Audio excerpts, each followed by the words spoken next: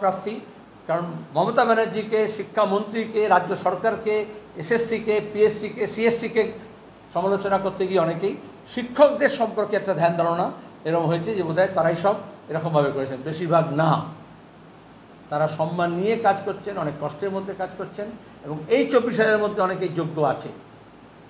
কিন্তু হিন্দিতে একটা কথা আছে, গমের সঙ্গে গমের সঙ্গে যদি অন্য কিছু থাকে মেশানো, তাহলে সবটাই মিশে যায়, পিষে যায়। তাহলে এই মিশনটা হয়েছে তৃণমূলের চুরি জোচ্চুরির জন্য। ভাইপো এবং পিসিকে গ্রেপ্তার করে সব টাকা উদ্ধার করতে হবে, কোনো সেটিং চলবে না। কারণ সবাই জানে এই সব টাকাটা, পার্থও বলেছে এ তো 25% টাকা পেয়েছে, বাকিটা তো 75% তাদের কাছে আছে। ওই টাকাগুলো উদ্ধার করতে হবে।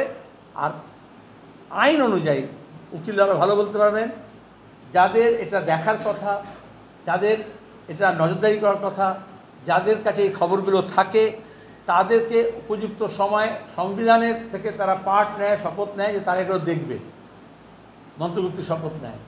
তাহলে তারা শুধু দেখেনি তা নয়, তারা উল্টোটা করেছে। এই জন্যই তাদের সংবিধান অবমাননা করা এবং মন্ত্রগুপ্তির শপথের বিপরীতে কাজ করেছে বলেই তাদের জেলা হচ্ছে। এই যে আপনি বললেন না